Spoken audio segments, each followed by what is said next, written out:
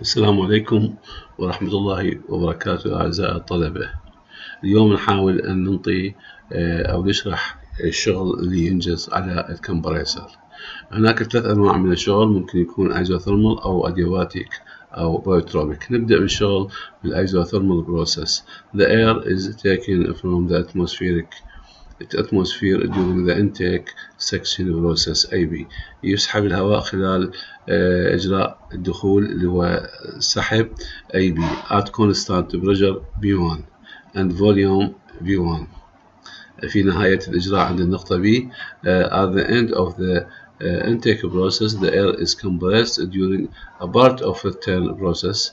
isothermal يضغط في إجراء الرجوع خلال جزء من عنده في إجراء isothermally BE constant temperature until the pressure in the cylinder reach B2 إلى أن يصل الضغط بالاسطوانة إلى B2 which be sufficient to open the exhaust valve والذي يكون كافي لفتح صمام الخروج.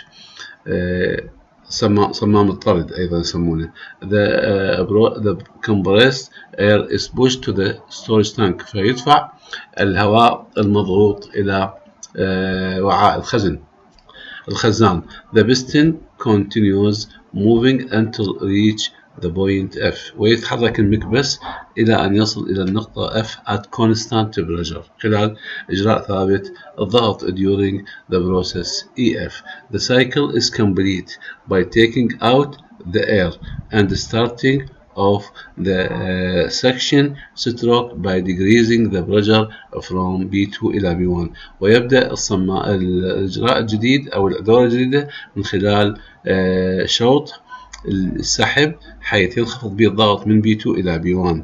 The process is at constant volume process FA ويكون هذا إجراء ثابت الحجم من F إلى A and the volume V2. نقدر نشوفه على الرسم من A إلى B. إجراء السحب حيث يفتح صمام الدخول ويدخل الهواء إلى أن يوصل إلى الحجم V1 بثبوت الضغط B1 اللي هو هذا B1. فهذا الإجراء إجراء ثابت الضغط من B1 بثبوت B1 إلى أن يصبح الحجم V2. ثم يضغط خلال جزء من إجراء الرجوع بأيزوثيرمال من B إلى E حتى يصل إلى الضغط B2. هذا الضغط اللي يكون كافي لفتح صمام الخروج حيث يدفع الهواء المضغوط من E إلى F اللي يكون بها الحجم هنا 0 في النقطة F. من النقطة F ينزل مرة ثانية الحجم الضغط من B2 إلى B1 حتى يبدأ عندنا إجراء آخر من جديد فيكون الضغط B1 وتبدأ العملية من جديد حتى يصعد الضغط مرة ثانية يتم سحب الهواء مرة ثانية.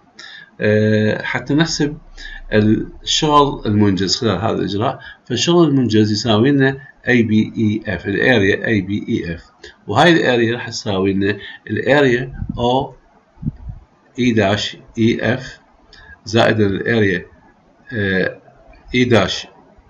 E-B-BE ماينص الاريا AO-EB. وهذه ممكن تكون على رسم. هاي الاريا المستطيل هذا الأول اللي هو نقدر نشوفه E-EF زائدا المثلث هذا أو شبه المثلث اللي هو B يبدأ منه E-B-E ناقصا هذا المستطيل السفلي اللي هو O-B-A يساوي لنا هاي المساحة الفوقانية اللي هي ABEF. هذا هو الشغل نشوفه هنا. فهاي الاريا الأولى راح تساوي لنا البي في الV2 مستطيل.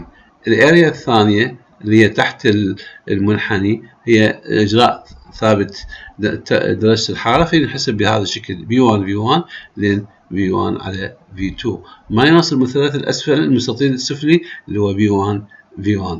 ولأنه هنا عندنا إجراء ايزوثرمالي B1 V1 يساوي لنا B2 V2 فهذا الجزء راح يروح وهذا الجزء فتبقى عندنا W يساوي B1 V1 لين R يساوي لنا الأم في الR في T1 لين R حيث R هي V1 على V2 the compression ratio.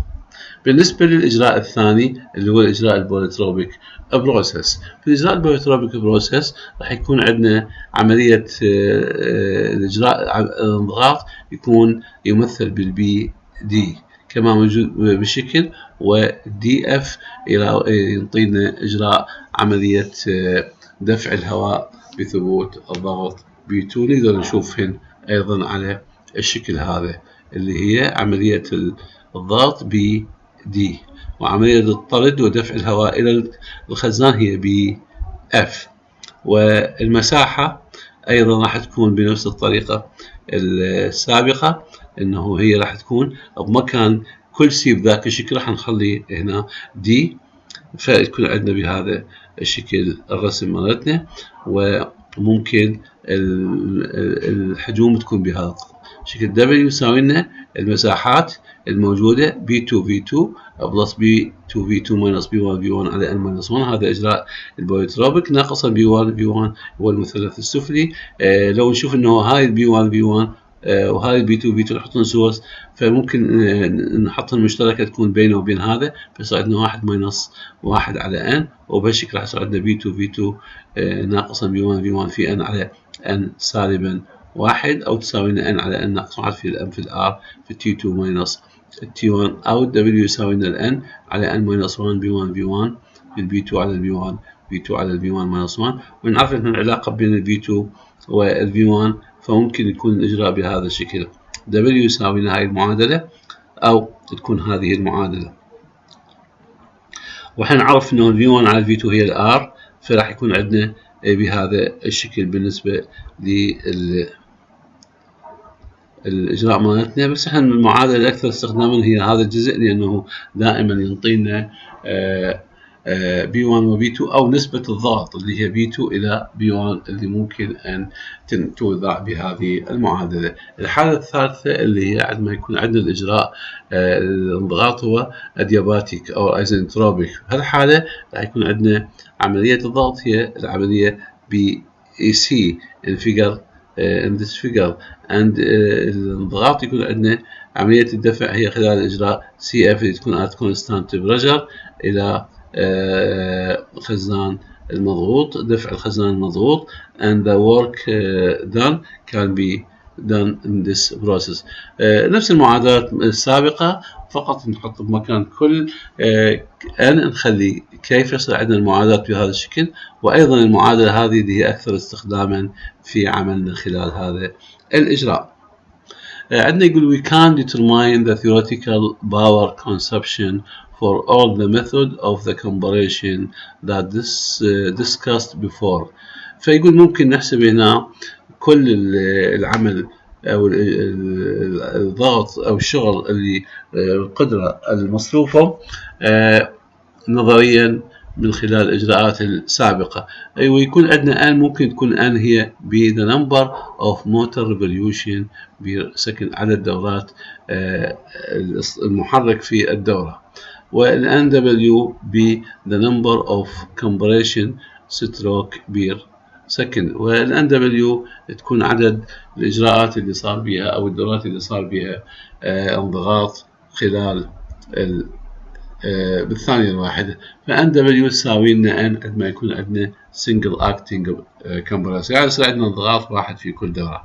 أما عندما يكون عندنا double acting فيكون NW يساوي لنا 2N يكون عندنا NW يساوي لنا 2N.